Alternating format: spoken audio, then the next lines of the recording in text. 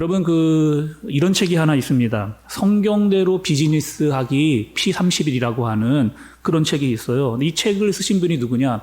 하영록이라고 하는 기업의 CEO입니다. CEO가 이 책을 썼는데, 이분이 어느 날 고속도로를 운전하고 가다가 갑자기 정신을 잃어버리는, 여러분, 고속도로를 달리고 있는데 정신을 잃어버린 거예요. 정말 큰일 날 뻔했고 죽을 뻔했던 그 일을 경험을 했습니다. 그리고 병원에 가보니까 이 병명이 심실빈맥이라고 하는 이런 병을 앓고 있다는 것을 알게 됐습니다. 이 병이 어떤 병이냐? 심장이 이렇게 한번 뛰기를 시작하면은 막 걷잡을 수 없이 막 요동을 치는 그런 병이에요. 그러니까 제대로 숨을 쉴 수가 없고 앉아 있어도 일어서도 들어놓어도 너무나 이 심장이 아파서 견딜 수가 없는 그런 병을 이제 앓고 있었던 겁니다. 그런데 이런 병이 갑자기 막 나도 모르게 이렇게 심장이 뛰기 시작을 하는 거죠. 그리고 우리가 알고 있었던 이 공황장애라고 하는 병과는 또 다른, 그러니까 이 병을 치유받기 위해서는 심장을 아예 이식을 해야만 병을 고칠 수 있는, 그래서 그 심장을 어떻게 이제 구하게 됐고 어떻게 치료하고 수술을 해 가는 과정이 정말 하나님의 은혜였다라고 하는 사실을 이제 기록을 한 그런 책입니다.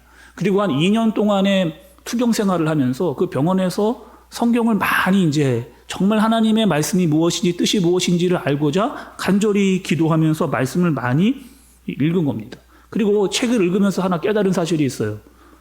내가 너무나 작은 존재구나. 너무나 내가 미약한 존재이고 하나님이 건들면 나는 죽을 수밖에 없는 존재구나 라고 하는 사실을 말씀을 읽으면서 깨닫게 되어진 겁니다.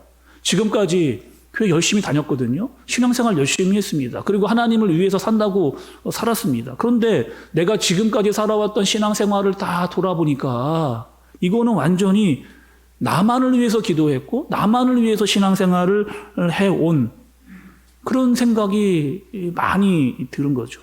그리고 수술을 마치고 다시 현장 그 회사의 자리로 돌아왔습니다. 그리고 이제 회사를 경영하는 데 있어서 완전히 그 기업에 운영하는 경영 철학이 완전히 달라지게 된 이런 거죠. 이제 나는 한번 죽었다가 하나님의 도우심으로 말미암아 살아난 존재이기 때문에 이제 한번 죽었다 살아난 이 존재를 하나님께 맡기고 또 나에게 주신 이 기업도 정말 하나님의 말씀대로 좀 기업을 운영해 보겠다라고 이렇게 마음을 먹고 이제 회사 운영을 하게 되는 겁니다. 그리고 우리에게 이 회사가 어려운 일이 생긴다 할지라도 우리는 무조건 그 사람들을 위해 그쪽 편에서 일을 하겠다라고 마음을 먹은 거죠.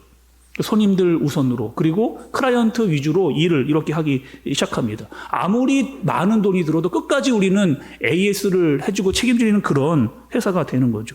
상대방이 오리를 같이 가자, 심리를 가주는, 그리고 속옷을 내놓으라 이야기하면 겉옷까지 내어줄 수 있는 마음으로 이렇게 회사를 경영을 합니다. 근데 여러분 생각을 해보세요. 이렇게 하면 회사가 제대로 이렇게 이윤이 남지를 않는 거죠. 사람들이 다 이렇게 이야기합니다. 그렇게 회사 운영을 하면 다 망한다는 거예요. 그럼에도 불구하고 이 하영록이라고 하는 분이 끝까지 믿음으로 하나님께서 나에게 주신 이 기업, 맡기신 이 기업을 하나님의 말씀대로 운영하겠다라고 끊임없이 믿음으로 나아가는 그런 모습입니다. 직장을 다니거나 또 사업을 하시는 분들, 여러분 말씀대로 살아가는 것, 신앙대로 살아가는 것이 여러분 얼마나 어려워요.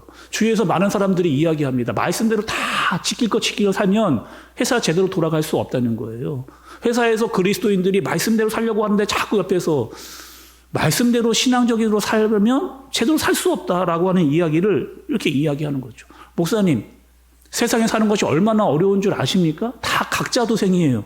다 자기가 살아가야 될, 먹고 살아야 할 것들을 찾아서 끊임없이 노력하는 그 세상에서 하나님의 말씀대로 살아가는 것은 그렇게 살기 쉽지 않습니다. 성공할 수 없고요. 회사가 번창할 수 없습니다. 라고 하는 이야기를 하게 되는 거죠. 그런데 이 책의 그 지은이 이렇게 이 생각을 하는 거예요.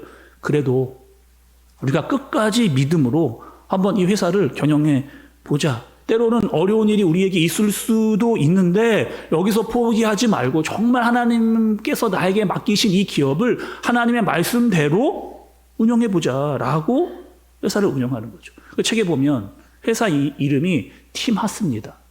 이 회사는요, 미국의 대형 건물을 짓는 그 건물의 주택 타워를 관리하는 그런 프로그램을 또 시스템을 만드는 그런 회사였거든요. 근데 이 회사가 주위에서는 그렇게 하면 다 망할 것 같다라고 이야기했던 이 회사가 갈수록 어떻게 되느냐. 정부에서 내놓는 그런 입찰들을 다 수주를 하게 되어지는, 갈수록 나라에서 건설하고자 하는 담당을 다 맡게 되고, 거기서 인정을 받고, 거기서 또 나라가 주는 상을 많이 받게 되어지면서 청년들이 정말 가고 싶은 그런 기업으로, 그 100대 기업 안에 들어가는 그런 기업을 이렇게 일구어낸 그 CEO의 내용이 담긴 그런 책입니다. 남들은 다 안 된다는 거예요. 믿음으로 살고 신앙으로 살면 세상에 성공할 수 없다는 겁니다. 그런데 이 책에서 보여주는 건 말씀으로 살 수 있다는 거예요. 말씀으로 살아도 분명히 우리는 성공할 수 있다라고 하는 사실을 그 지은이가 우리에게 이야기해 주는 내용입니다. 여러분, 오늘 말씀 13절의 말씀을 좀 보시죠. 13절은 이렇게 시작을 하고 있어요. 그들이 예수의 말씀을 책잡으려 하여 바리새인과 헤롯단 중에서 사람을 보내매, 이렇게 이야기합니다. 사람들이 예수님을 찾아왔는데 이 사람들의 목적이 있습니다. 어떤 목적이냐? 예수님을 책잡으려고 하는 목적을 가지고 있어요. 그 사람들은 누구냐? 바리새인들과 헤롯당입니다. 여러분, 오늘 말씀을 좀 이해하시려면 이 사람들이 어떠한 사람들인가를 조금 이해를 좀 하셔야 돼요. 이 두 지파는요, 완전하게 다른 정치적인 색깔을 가지고 있었던 그런 사람들입니다. 당시에 로마가 이스라엘을 다스리고 있었어요. 그리고 이 바리새인들이 강조하는 게 있었습니다. 특별히 이 바리새인들은요, 구약을 많이 알고 있었던 사람들이에요.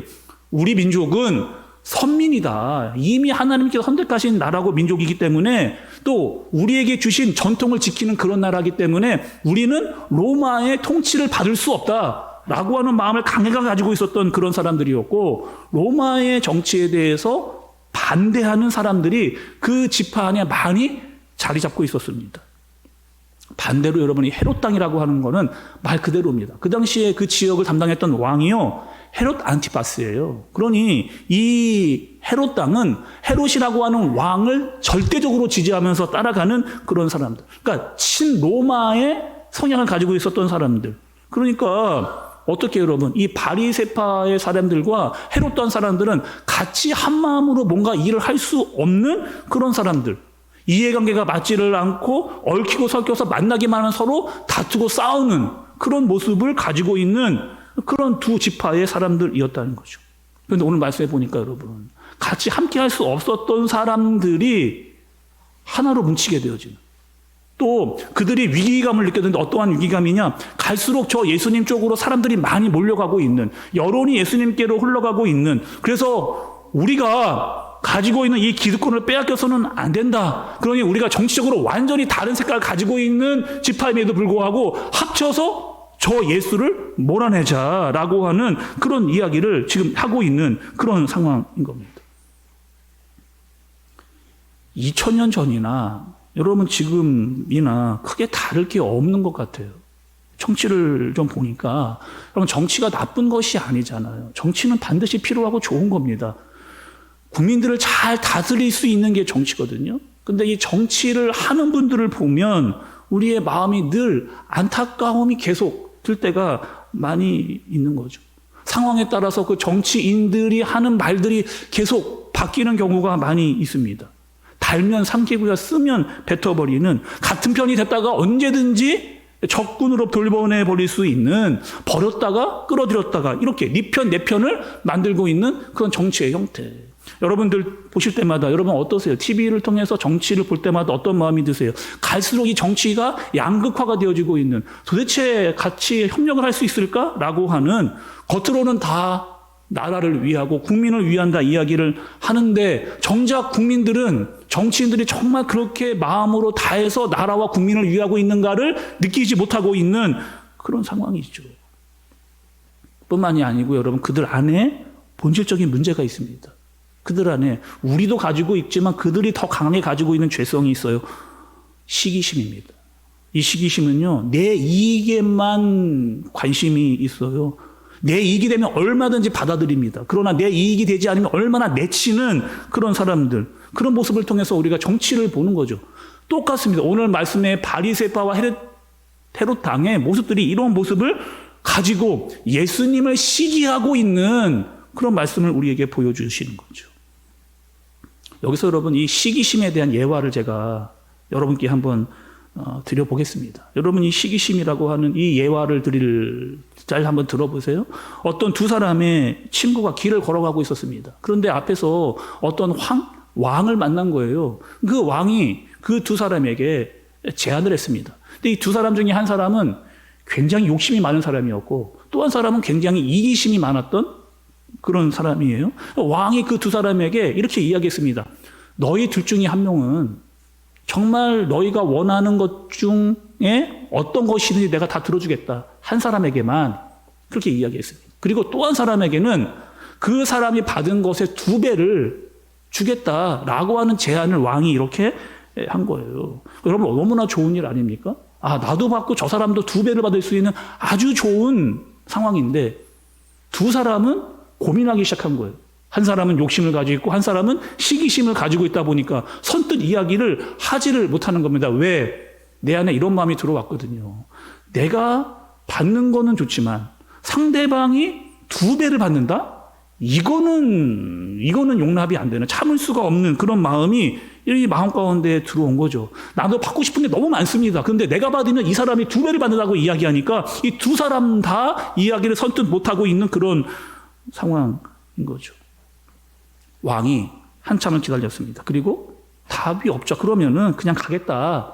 그렇게 이야기했더니만 이 시기심이 많았던 사람이 대답을 하는 거예요. 왕이시여, 나의 왼쪽 눈 하나를 빼주십시오. 이렇게 이야기합니다. 여러분 그럼 뭐예요? 상대방은 어떻게 되는 거예요? 이 양쪽 두 눈을 다 떼라 라고 하는 의미를 가지고 있는 것. 여러분 이게 예화지만 이런 심리가 사람의 마음 가운데에 들어있다는 거예요. 내가 잘 되는 거는 좋아요. 그러나 상대방이 잘 되는 거는 그렇게 좋아하지 않은 심리가 우리 마음 가운데 조금은 다 들어있는, 나는 잘 돼야 되지만 다른 사람이 잘 되는 것에 대해서는 배가 아픈 이런 심리가 우리의 마음 가운데 조금씩은 다 들어있다는 거죠. 이런 시기심이 많았던 바리새인들과 헤롯 당이 지금 예수님께 질문을 지금 하나 하고 있습니다. 여러분 14절의 마지막 끝부분을 보니까 이런 질문을 하는 거예요. 가이사에게 세금을 바치는 것이 옳으니까 옳지 아니하나이까? 이렇게 이야기를 하고 있습니다. 여러분 지금 황제, 그 당시에 로마를 통치하고 있었던 황제는 가이사였거든요. 그러니까 황제에게 지금 돈을 바치는 것, 세금을 바치는 것이 옳습니까? 그럽니까? 이렇게 이야기를 하고 있는 거죠. 오늘 여러분 집사님이 기도해 주던 대로 그 당시에 이 세금의 문제, 지금도 여러분 이 세금의 문제가 얼마나 예민한 여러분 문제예요. 사람들의 관심이 이 세금에 많이 관여되어져 있습니다. 얼마 전에 보니 여러분 아까 기도대로 막 그 리터당 막 주유비가 막 2,000원까지 막 올라가는 그런 일들. 요즘에 여러분 난방 폭탄이라는 이야기도 이렇게 하고 있잖아요. 막 세금이 올라가고 공과금이 막 올라가고 있으니까 사람들이 하는 이야기가 있습니다. 살기가 너무 어렵다는 거예요. 살기가 너무 어렵다는 거예요. 며칠 전에 TV를 봤는데 TV에 이런 기사가 나왔습니다. 난방비가 너무 올라가고 있는데 목욕탕을 운영하시는 분의 이야기가 나온 거예요. 갈수록 이 목욕탕이 지금 하나둘씩 다 문을 닫고 있답니다. 난방비가 너무 비싸니까. 근데 그것도 너무 감당하기 힘든데 이 목욕을 하러 오시는 분들이 이 자기 집의 수도세를 아끼기 위해서 올 때 세탁물을 몰래 숨겨서 한가득씩 가지고 들어와서 한 번 목욕탕을 들어오면 나가지를 않는다는 거예요. 주구장창 목욕비는 목욕대로 다 쓰고 거기서 빨래를 다 해 나간답니다.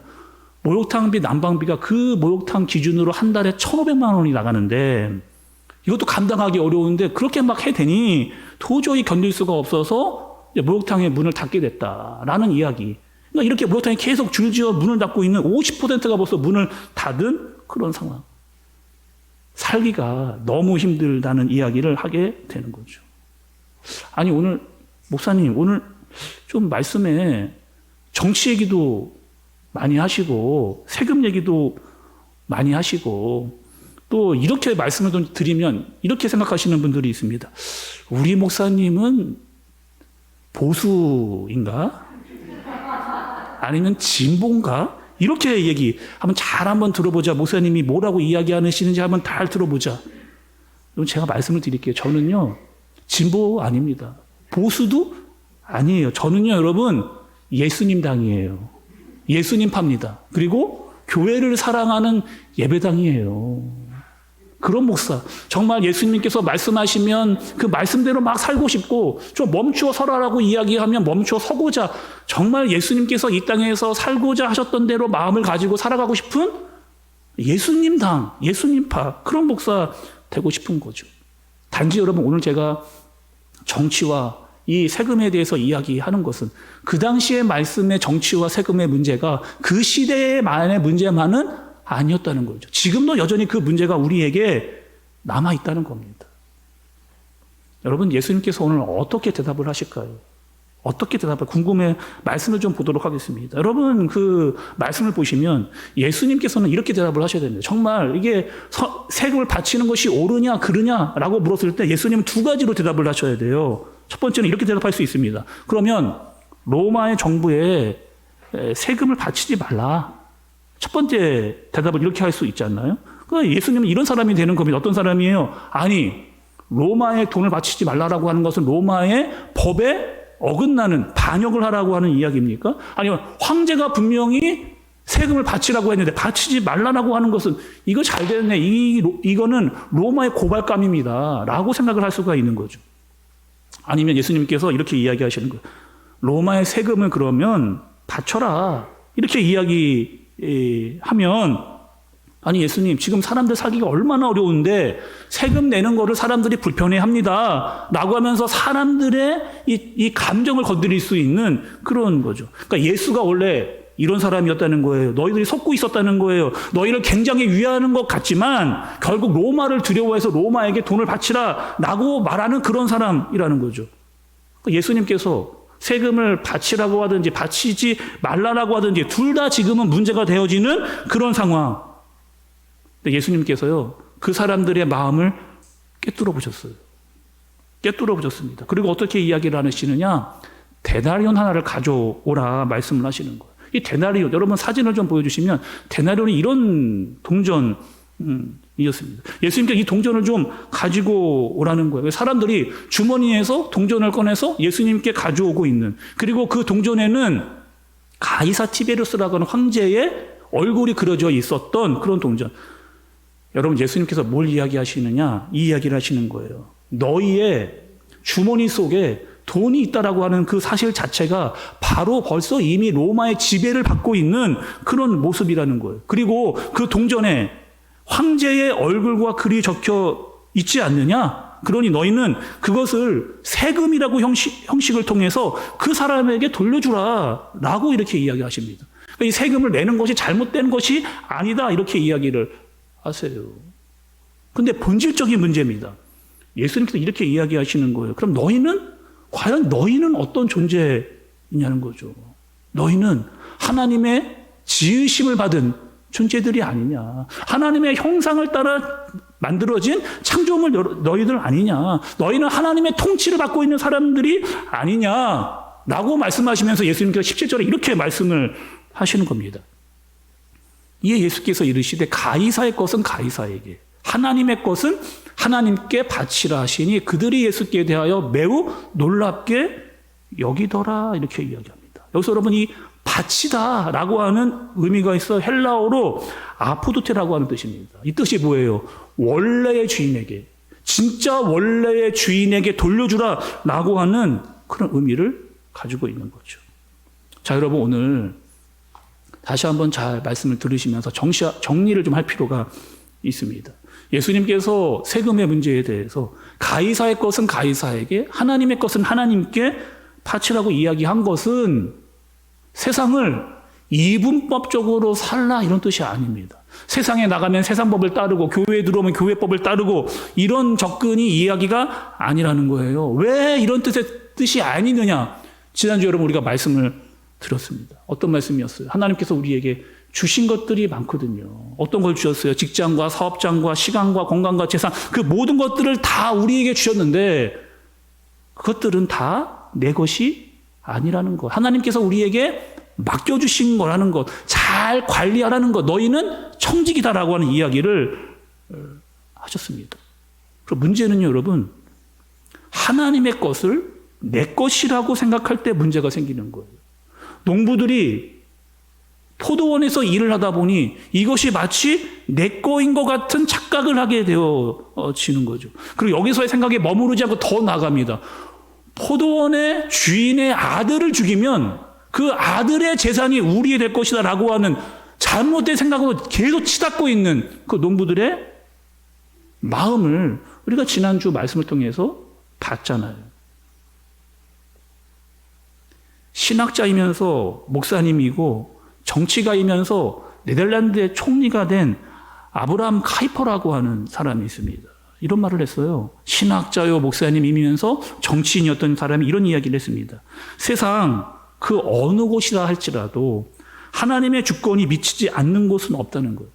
정치, 경제, 문화, 예술, 체육, 그 모든 것들은 다 하나님의 통치와 다스림 안에 있다는 거죠. 그 너희는 어떻게 해야 되느냐? 우리들은 어떻게 해야 되느냐? 그 통치와 다스림을 인정하면서 살아가는 이 모든 것들이 다 하나님의 것이고 너희는 하나님의 형상을 입어 지음받은 사람들이니 그 가치관을 잊지 말라. 이렇게 이야기합니다. 여러분 성경에 보니 로마서 12장 1절에 이렇게 기록이 되어 있어요. 그러므로 형제들아 내가 하나님의 모든 자비하심으로 너희를 권하노니 너희 몸을 하나님이 기뻐하시는 거룩한 산 제물로 드리라. 이는 너희가 드릴 영적 예배니라. 너희의 몸을요 거룩한 산 제물로 드리라는 거예요. 이 이야기는 너의 모든 것, 너의 주권인 모든 것들을 다 주님께 인정하고 드려라. 그리고 그것이 예배라는 겁니다. 너의 삶의 모든 것, 이 예배에도 우리의 주권인 모든 것들을 주님께 올려드리는 것, 그것이 바로 예배다. 말씀을 예수님께서 하시는 거죠.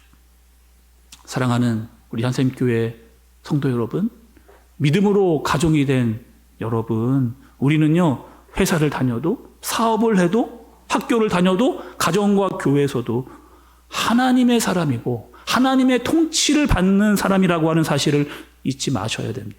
그리고 그분이 우리의 주인이라고 하는 우리의 모든 것들을 다 드려 주님의 주권을 인정할 수 있는 사람이라고 하는 사실, 그걸 예수님께서 우리에게 알려주시는, 그것을 깨닫고 살아갈 수 있는 저와 여러분들 되어지시기를 예수님의 이름으로 축복합니다. 우리 시간 들은 말씀을 좀 붙잡고 기도하도록 하겠습니다. 여러분 세상은 시기와 질투가 많은 곳이에요.